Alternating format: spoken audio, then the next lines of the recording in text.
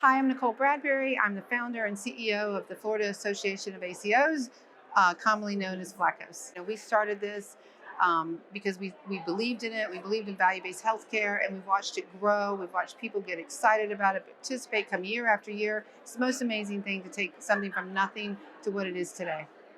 Oh my God, it's the most amazing conference because it's fun and people are collegiate. People love to meet and greet because it's just this warm atmosphere of let's all do this, let's all partner, let's come together and really change the world. That's really what value-based healthcare is. It's changing from an old antiquated system to something new that creates better experiences, better outcomes for patients. It reduces costs for the country. And so if you come here, you're going to figure out how to do that, but you're also going to get super passionate and you're going to meet lots of great friends that are going to go on that journey with you. Being one of the original FLAACOs board members, just watching the growth, the interest since 2013, and just how far we've came, and just the immense interest that we've been able to drive in Florida to the point right now where I'm seeing other states actually coming to FLAACOs, looking at ACO, ACOs in Florida, looking at the board as a source of information, innovation. So for me, being on the board and just watching the growth over time, the evolution, and seeing that we are really playing a major role in helping to transform the way we deliver care, not only in Florida, but throughout the country. It's really that continued evolution, just making sure that attendees, vendors, and just everyone who's here, that we can truly see this really as the place to network and learn what others are doing, right? It's all about that ongoing network that we try to create and collaborate and just create an environment where we're able to share what we're doing, what's working, what's not working.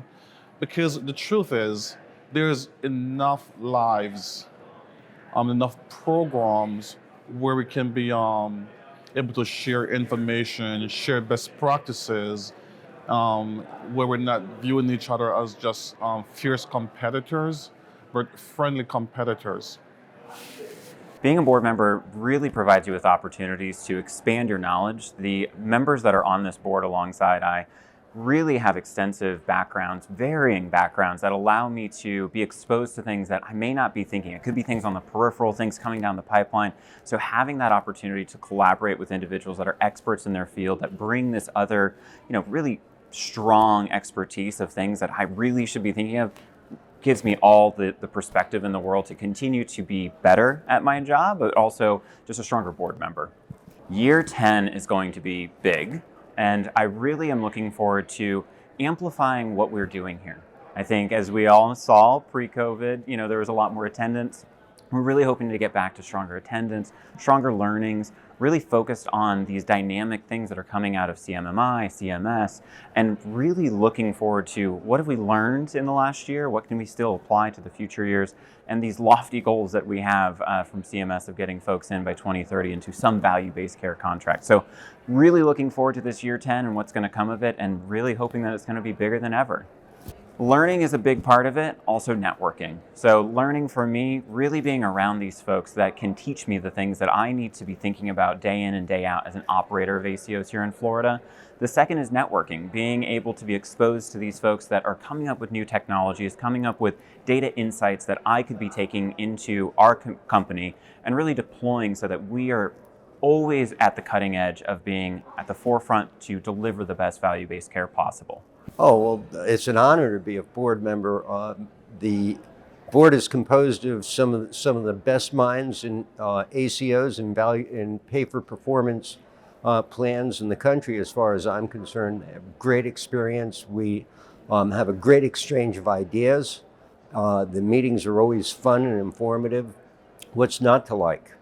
Oh, I think that the conference is going to simply get more successful. We've had more engagement, in my opinion, this year than we ever have in past. In 2019, we were on track to continue our growth. We were getting great speakers. We fell back a bit due to the pandemic in terms of attendance, but not in terms of the quality of the speakers and the panels. And I think it only gets better from here. It'll get bigger, and it'll certainly get better. You can't possibly digest all of the information that is available from, number one, the panelists, number two, the participants, and I get so many ideas just networking with the participants. And then there's the vendors. It's always worth it to take a couple of hours of your time to go to the vendors one by one by one, and you begin to realize how much more you have to do, and how much the available tools that are out there to get that job done. It's been a really exciting opportunity for me to participate with others in the board with tremendous experience that they bring and the ability to together provide all the opportunities to others in the state of Florida.